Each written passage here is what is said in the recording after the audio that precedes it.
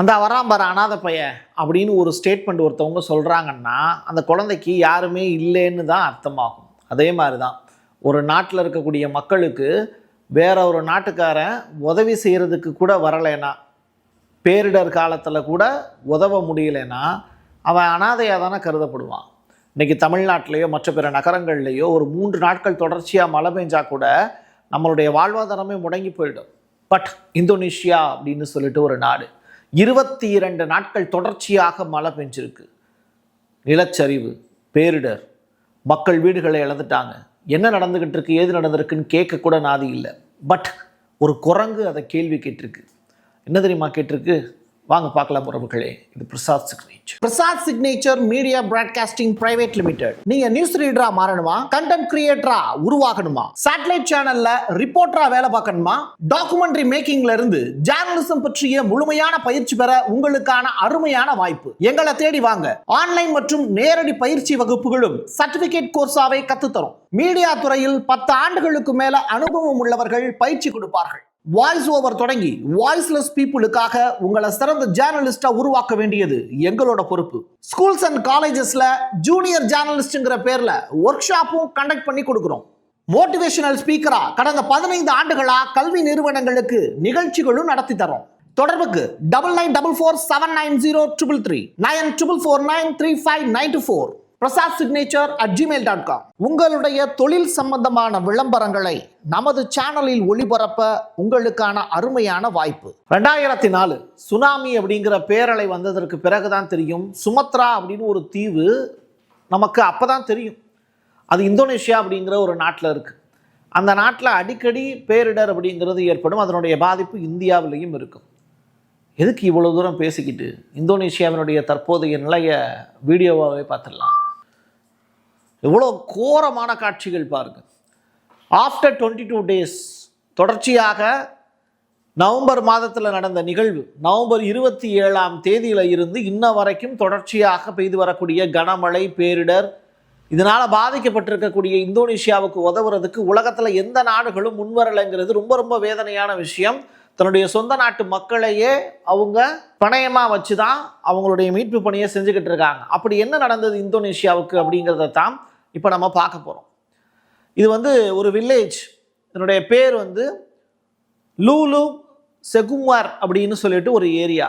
அந்த ஏரியாவில் இருக்கக்கூடிய ஒட்டுமொத்த மக்களுமே இறந்து போயிருக்காங்க. பலியானவங்களுடைய எண்ணிக்கை மட்டும் பார்க்கும்போது அங்கே 1000 பேருக்கு மேலே அப்படிங்கிறாங்க. கேட்கும் போதே தலை சுத்துது. 22 நாட்கள் அந்த மக்கள் அவதிப்பட்டுக்கிட்டு இருக்காங்க அப்படிங்கிறது தான் வேதனையான செய்தி. இந்த குரங்கு ஒரு காரியம் பண்ணுது பாருங்களேன்.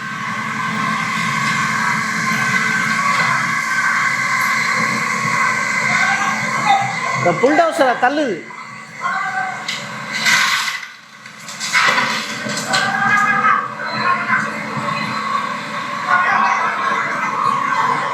அந்த மரத்தில் உட்காந்துருந்த குரங்கு தனக்கு சொந்தமான மரத்தை ஒரு புல்டோசர் இடிக்குது அப்படிங்கிறதுனால அதை தடுத்து நிப்பாட்டக்கூடிய காட்சியை தான் இப்போ நீங்கள் பார்த்தீங்க. இப்போ நடந்திருக்குல்ல இந்தோனேஷியாவினுடைய ஃப்ளட்டு, பேரிடர், இதுக்கு முன்னாடியே இந்த ஈவெண்ட்டு நடந்துருச்சு. இது எப்போ நடந்தது தெரியுமா? இந்தோனேஷியாவில் காடுகளை பூரா அழிச்சாங்க. அந்த டயத்தில் இந்த குரங்கு செய்த காரியம்தான் இது. அப்போவே இது சொல்லியிருக்கு, காடுகளை அழிக்காதீங்கடா, இன்னைக்கு நான் நாளைக்கு நீங்கள் அப்படின்னு. அதை இந்த மனுஷ பயல்களுக்கு புரியலை. இப்போ அவதிப்பட்டுக்கிட்டு இருக்காங்க. அவங்க எப்படிலாம் கஷ்டப்படுறாங்க அப்படிங்கிறத நீங்கள் பார்க்குறதுக்கு முன்னாடி இந்த குரங்கு எச்சரித்த காட்சியை தான் இப்போ நான் உங்களுக்கு சொல்கிறேன். அடுத்து அவங்க எப்படி துன்பப்படுறாங்க அப்படிங்கிறத பார்ப்போமா? ஒரு குரங்குக்கு இருக்கக்கூடிய அறிவு கூட இந்த மனுஷனுக்கு இல்லைங்கிறது தான் யதார்த்தமான உண்மை. காடுகளை பூரா அழிச்சான்ல, அவன் வெட்டி போட்ட மரங்கள் தான் அவனுடைய வீட்டையும் காவு வாங்கியிருக்கு. எந்த வீடும் கிடையாது இந்தோனேஷியாவில், எல்லாத்தையும் தூக்கி போடு. நீ வெட்டி போட்ட மரங்கள் எல்லாமே அங்கே சின்ன சின்னதாக இருந்துச்சுல்ல, மறுபடியும் செடி கொடியாக மாறி இருந்ததில்ல, அதையும் நிலச்சரிவில் அடிச்சுட்டு தான் இன்னைக்கு ஒட்டுமொத்த இந்தோனேஷியாவும் இப்படி கிடக்கு. காடுகளை அழிச்சதால இந்தோனேஷியாவினுடைய தற்போதைய நிலை மிகவும் மோசமானது அப்படின்னு சொல்கிறாங்க. லாஸ்ட் 22 days நேற்று வரை நவம்பர் மாதம் 27 இருந்து ஒரு ஜேர்னலிஸ்ட், ஒரு பெண் செய்தியாளர் இந்தோனேஷியாவில் தொடர்ச்சியாக ரிப்போர்ட்டை ஃபைல் பண்ணிக்கிட்டே இருக்காங்க. அவங்க பேர் என்னன்னு எனக்கு தெரியல. ஆனால் அவங்க பேசிக்கிட்டு இருக்கும்போதே அழுதுகிட்டு இருந்தாங்க. எதுக்காக இவங்க அழுகுறாங்க? அழுதுகிட்டே எப்படி ஒரு லைவ்ல ஒரு ரிப்போர்ட்டர் வந்து பேச முடியும்? இப்படியா, இதுவா ஜேர்னலிசம் அப்படின்னு ஒரு செகண்ட் யோசிச்சேன்னா, அதற்கு பிறகு 22 நாட்களாக நான் பார்த்துக்கிட்டு இருக்கேன் என்னுடைய மக்கள் இப்படித்தான் சிரமப்படுறாங்கன்னு அவங்க சொன்ன ஒன்று தான் இது ஒரு வீடியோவாகவே போடணும் அப்படின்னு எனக்கு தோணுச்சு. அவங்க பேசி அழுத காட்சிகளை பாருங்க. Sekali lagi di sebelah sana masih banyak anak-anak yang nggak makan.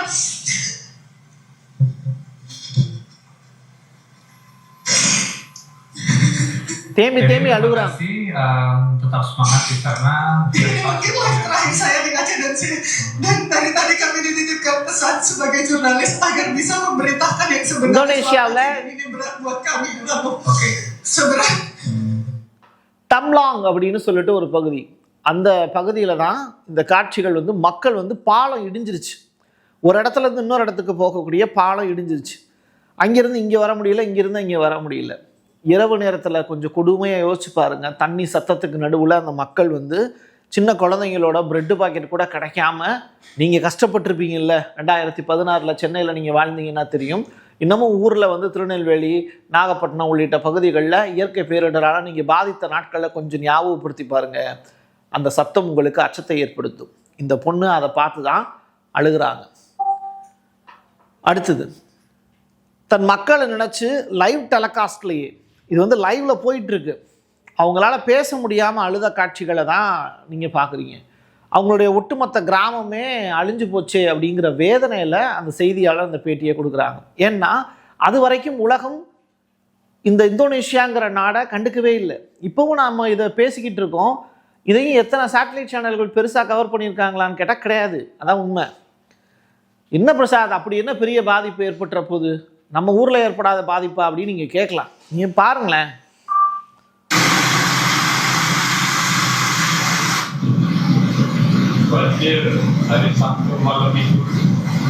இது ஒரு பாலம்,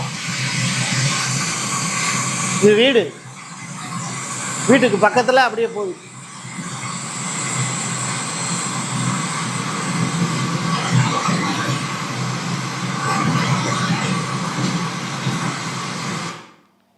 இவ்வளோ கோரமான காட்சி பாருங்களேன். வயல்கள் மட்டும் கிடையாது, இந்தோனேஷியாவில் வயல்வெளியும் இருக்குது, விவசாயம் பண்ணுறவங்க இருக்காங்க. அந்த வயல்கள் மட்டும் கிடையாது, வயர்கள் கூட, பூமிக்கு அடியில் வந்து புதஞ்சிக்கிட்டு இருந்த வயர்கள், எப்படி நம்ம ஈபிலாம் இன்றைக்கி வந்து புதைவெளியில் வந்து புதைச்சி தான் வந்து நமக்கு தரைக்கு அடியில் கொடுக்குறாங்கல்ல, அந்த வயர்கள் கூட பெயர்ந்துருச்சு. ஏன்னா அப்படி ஒரு நிலச்சரிவு ஏற்பட்டிருக்கு. ஸோ நீங்கள் டீஃபாரஸ்டேஷன் அப்படிங்கிற ஒரு காரணத்தினால தான் இவ்வளோ பெரிய பாதிப்பு ஏற்பட்டிருக்குங்கிறாங்க. அதிபர், இவர் பேர் வந்து பிரபோவோ அப்படிங்கிறவர், இவர் வந்து இப்போ கவலை தெரிவிச்சிருக்காரு. உதவுறதுக்கு எங்களுக்கு யாருமே இல்லையே, எங்களை இப்படி அனாதையாக விட்டுட்டீங்களே அப்படின்னு தான் அவர் கண்ணீர் மல்க பேசியிருக்கிறார். உலகமே அமைதியாக இருக்குது, என் மக்களுடைய அழுகுரல் மட்டும் ஏன் உங்களுடைய செவிகளுக்கு விழவில்லை அப்படிங்கிற செய்தியை வருத்தத்தோடு பதிவு செஞ்சுருக்கார். இப்போ ஒரு காட்சி பாருங்க. மரம்,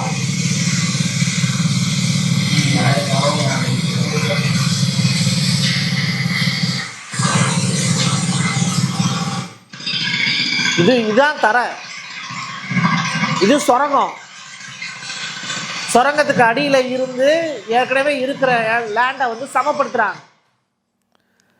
அப்போது இவங்களுக்கும் அவங்க அந்த லேண்டுக்கும் இருக்கிற ஹைட்டை பாருங்கள், எவ்வளோ பெரிய ஏற்றத்தாழ்வு இருக்குது தெரியுதா? இப்போது வடக்கு சுமத்ரா, ஆச்சே அண்டு மேற்கு சுமத்ரா இந்த இடங்கள்லாம் பேரிடர்லாம் சிக்கியிருக்கு.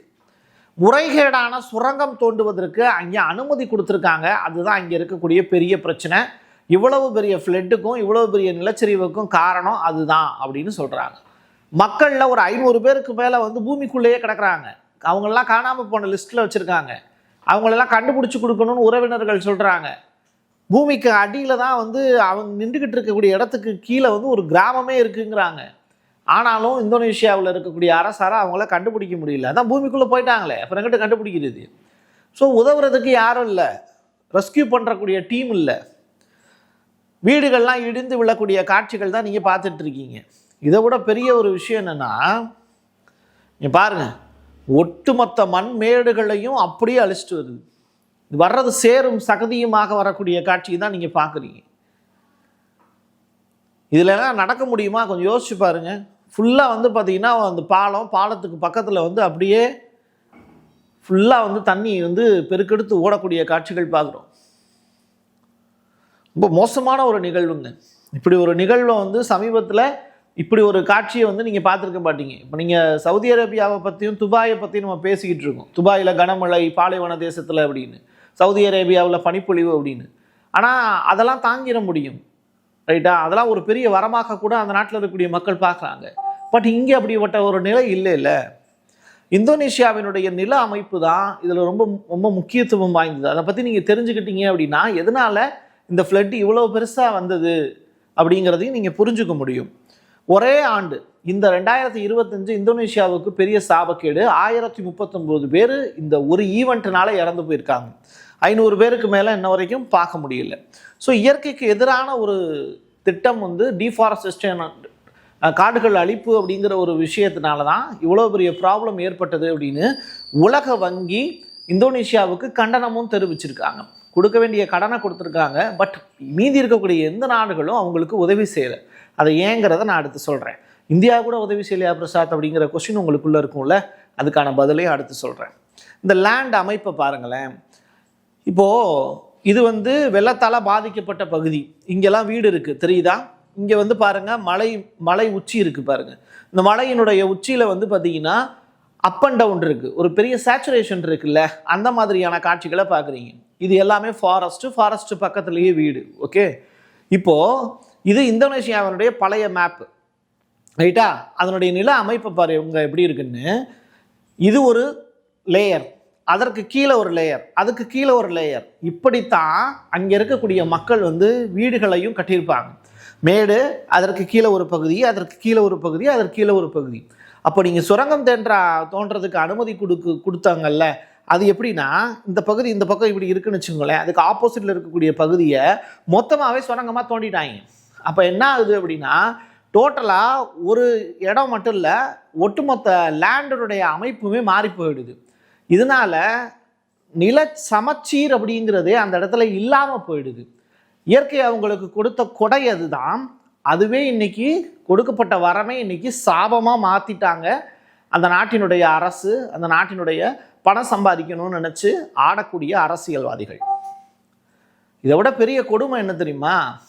ஒரு பாலம் இடிஞ்சு போச்சுன்னு சொன்னேன்ல, அது மாதிரி இந்தோனேஷியாவில் நிறையா பாலங்கள் இருக்குது. அது எல்லாமே உடஞ்சிருச்சுன்னா ஆறு நடுவில் போகும், அதுக்கு இடையில பாலம் கட்டியிருப்பாங்க, அப்படி தான் கிராஸ் பண்ணி போவாங்க. அதில் அந்த ஒரு பாலம் உடஞ்சதுனால மக்கள் என்ன பண்ணுறாங்க, ஊரை காலி பண்ணி ஓடுறாங்க. பாருங்க, வா போவோம், வா நான் போகிறேன், நீ வா அப்படின்னு கூப்பிட்றாங்க. இந்த இடம்லாம் பாருங்க ஃபுல்லாக நிலச்சரிவு, தெரியுதா? கிராம மக்கள் எல்லாரும் காலி பண்ணி போகிறாங்க. சரி, இதெல்லாம் இவங்களாம் நடந்து எங்கே போகிறாங்க? எங்கே போக முடியும்? இப்போ இந்தோனேஷியாவில் ஒவ்வொரு இடமும் பிளாக் ஆகி நிற்கிது. அப்போ எங்கே போக முடியும்? இந்த பாலம் கட்டானதுனால ஒரு இடத்துல இருந்து கிட்டத்தட்ட வந்து ஒரு 14 கிலோமீட்டர் நடந்தே இந்த மக்கள் வந்து போகிறாங்க. சுற்றி போகணும், ஊரை சுற்றி போகிறது அப்படின்னு சொல்லுவாங்கல்ல, அது மாதிரி சுற்றி மேடான பகுதியை நோக்கி போகிறாங்க. நான் சொன்னேன்ல லேயர் பை லேயரா, அப்போ இந்த லேயர் வந்து பாதிக்கப்பட்டிருக்கு, பாலம் இடிஞ்சு போச்சு.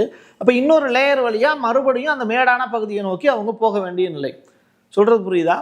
சொந்த நிலத்தை விட்டு மேடான பகுதிக்கு ஓடுறாங்க. கிராமமாக இருக்குது வரிசையாக, மேலே 1 கீழே 2 3 4 அப்படின்னு லேயராக இருக்குது. எவ்வளோ அழகாக இருக்கும் அந்த காட்சி. அதை அப்படியே அசிங்கமாக மாற்றி வச்சுருக்காங்க அந்த மக்கள். இந்த ஏரியா வந்து பேர் வந்து சென்ட்ரல் ஆச் அப்படின்னு சொல்லிட்டு ஒரு கிராமம். அந்த கிராம மக்கள் தான் அந்த ஊரை காலி பண்ணிட்டு போகிறாங்க. அடுத்து இவ்வளோ பிரச்சனை நடக்குது இல்லை, இந்தோனேஷியாவுக்கு வெளிநாடுகளோட டைப்பே கிடையாதா பிரசாத் அப்படிங்கிற கொஸ்டின் உங்களுக்குள்ளே வரும்.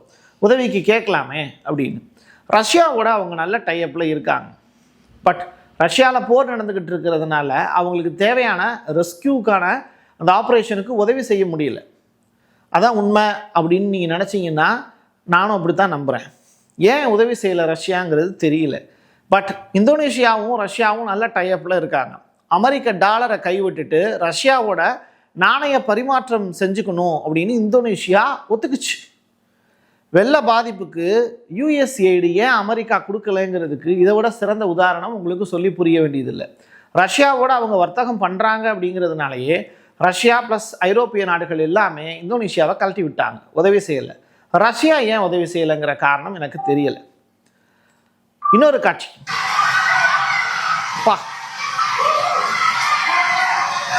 ஒரு அருவியில் மக்கள் அருவிக்கு கீழே நிற்கிறாங்க. அந்த இடத்துல இருந்து வேறொரு இடத்த நோக்கி ஓடுறாங்க. ஏன்? அந்த இடத்துல திடுதுப்புன்னு பெருவெள்ளம் ஏற்பட்டுருச்சு. ஏற்பட்ட உடனே அந்த இடத்துல இருக்கக்கூடிய மக்கள் எல்லாம் பாதுகாப்பான இடத்த நோக்கி ஓடுறாங்க. அந்த அருவியில் வந்த தண்ணி திடுதுப்புன்னு வெள்ளமாக மாறி ஒட்டுமொத்த மக்களையும் அடிச்சுட்டு போகக்கூடிய காட்சிகள் அடுத்து இருக்கும். ஆனால் அதை ஒரு குறிப்பிட்ட அளவு மட்டும்தான் படமாக்கியிருப்பாங்க. ஏன்னா படம் பிடிச்சவங்கன்னா அந்த வெள்ளத்திலே அடிச்சுட்டு போயிருப்பாங்கல்ல, அதுக்கப்புறம் இப்படி படம் எடுக்கிறது. இதை விட மோசமான காட்சி என்னன்னா, இதை பாருங்க. இதெல்லாம் ரெஸ்கியூ டீம் தவந்து போய் காப்பாத்துறாங்க. தண்ணிக்குள்ள இல்லை, சேத்துக்குள்ள. காலை எடுத்தே வைக்க முடியல அவங்களால. உடம்பு எவ்வளோ வலிக்கும், எவ்வளோ வெயிட் சுமந்துக்கிட்டு இருக்காங்க. இதெல்லாம் தாண்டி ஒரு கரையிலேருந்து இன்னொரு கரைக்கு போய் அங்கே இருக்கக்கூடிய மக்களை காப்பாற்றணும். கையில் எந்த விதமான ரெஸ்கியூக்கான ஆப்ரேஷனுக்கு என்டிஆர்எஃப்லாம் எவ்வளோ பாதுகாப்பு வசதிகளோடு இருப்பாங்க. அரக்கோணத்தில் இருந்து ஒவ்வொரு டிஸ்ட்ரிக்ட் வாரியாக தமிழ்நாட்டில் எவ்வளோ இடங்களுக்கு போய் ரெஸ்கியூ பண்ணுறாங்க, எவ்வளோ தூரம் எக்யூப்மெண்ட்ஸ் வச்சுருப்பாங்க. பாருங்கள் இந்த இடத்துல எவ்வளோ மோசமான ஒரு சூழல் இருக்குது அப்படின்னு. மீட்பு பணிகள் ரொம்ப தாமதமாக நடந்துக்கிட்டு இருக்கிறதா செய்திகள் அங்கே பார்க்க முடியுது. பிணங்கள் இருக்குல்ல, பணம், அதை தோண்டி எடுக்கக்கூடிய காட்சிகளும் அதிகமான அளவில் அங்கே கிடைக்கிது. அது மட்டும் கிடையாது, அதை தோண்டி எடுக்க முடியல அப்படிங்கிறது தான் இங்கே கிடைக்கக்கூடிய ரிப்போர்ட்டு. ஏன்னா பூமிக்குள்ளே புதைஞ்சிருச்சு.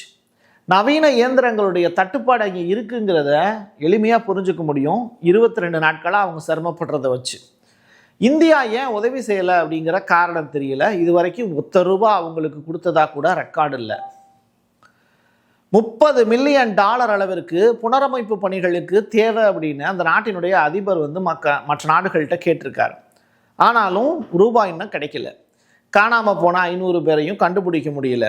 உலகத்தில் இருந்து ஒரு தனி தீவாக மாறி போய் நிற்கிது இந்த இந்தோனேஷியா அப்படிங்கிற நாடு. சுமத்ரா அப்படிங்கிற பேர் நம்ம ஊரில் இருக்கக்கூடிய தமிழர்கள் நிறையா பேருக்கு தெரியும்.